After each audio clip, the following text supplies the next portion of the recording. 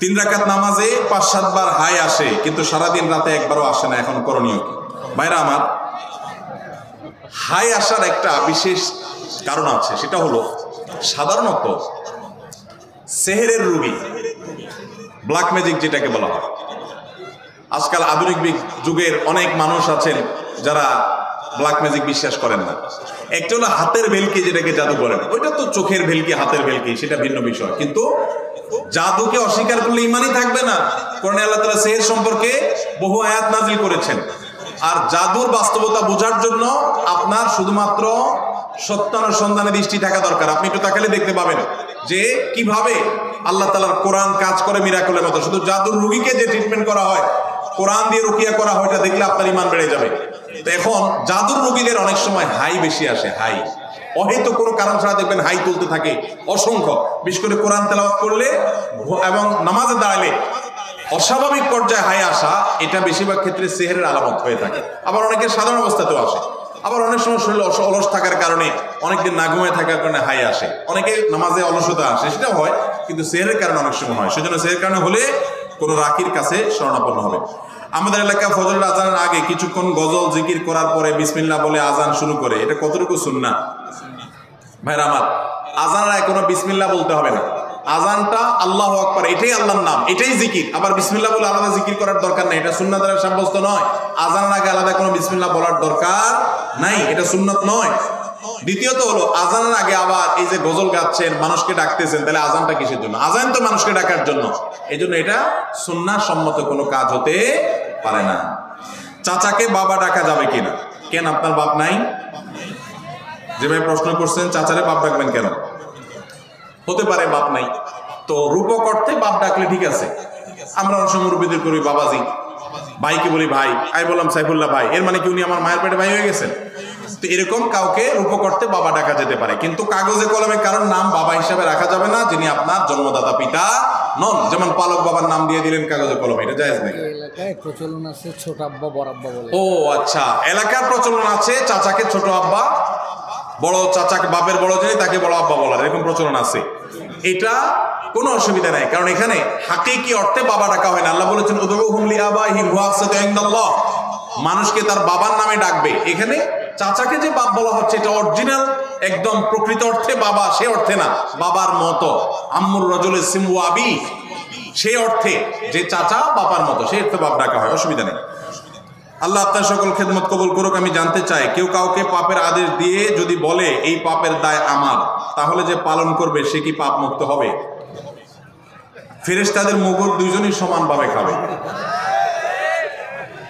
যে আদেশ দিছে সে তো হুকুমের আসামি হিসেবে খাবেই, আর যে এই যে সরল শাস্তেছে যে আমাকে তো সে আদেশ দিছে, তো নবী করিম সাল্লাল্লাহু আলাইহি ওয়াসাল্লাম বলেছেন লা তাআতা লিমাখলুকিন ফি মাসিয়াতিল খালিক, আল্লাহর কোন নির্দেশ লঙ্ঘন করে পৃথিবীর কারোর কথা মানা যাবে।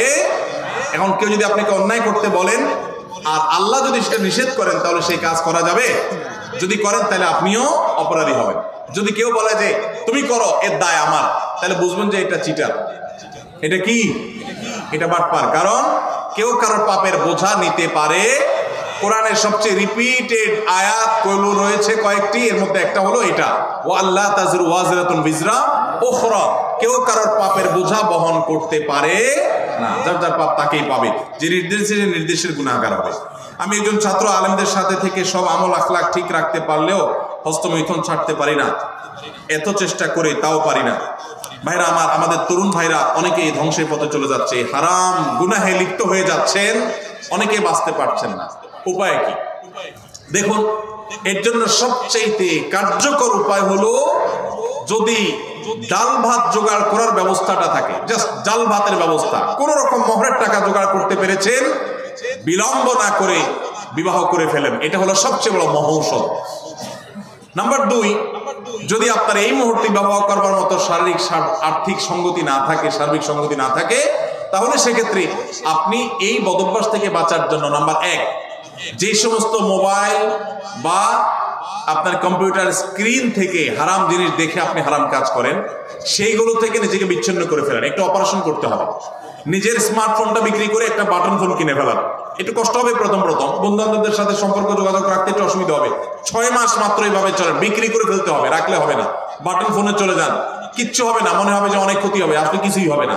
আপনার এই মানামল রক্ষা করার জন্য এইটুকু স্যাক্রিফাইস যদি আপনি করতে পারেন, দেখবেন ইনশাআল্লাহ বদভ্যাস দূর হয়ে গেছে। নাম্বার 3, সাধারণত এই পাপের পাপীরা নির্জনতার এই সময়টাকে কাজে লাগায়। অতএব নির্জনতায় কোনো অবস্থাতে থাকা যাবে না। কোনো কক্ষে একা আছেন, কেউ নাই, দ্রুত বের হয়ে চলে যান। চেষ্টা করেন কোনো মানুষের মধ্যে থাকার জন্য, একাকী থাকবেন না। এবং সেই সাথে আল্লাহর কাছে চোখের পানি ফেলে দোয়া করবেন। দ্রুততার সাথে মহর এবং হালাল টাকা জোগাড় করে দ্রুততার সাথে বিবাহ করে ফেলবেন।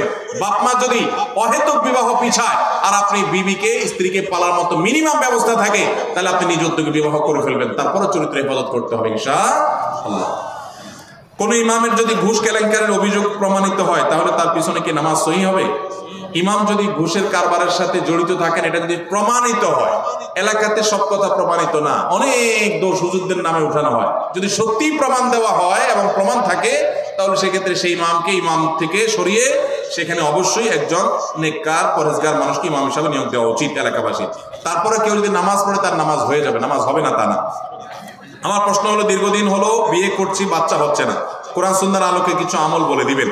যাদের বাচ্চা হচ্ছে না তাদের জন্য ইব্রাহিম আলাইহিস সালাম এবং জাকারিয়া আলাইহিস সালামের কয়েকটা দোয়া কোরআনে আল্লাহ বর্ণনা করেছে। নাম্বার 1, রব্বি হাবলি মিনাস সলিহিন, রব্বি হাবলি মিনাস সলিহিন।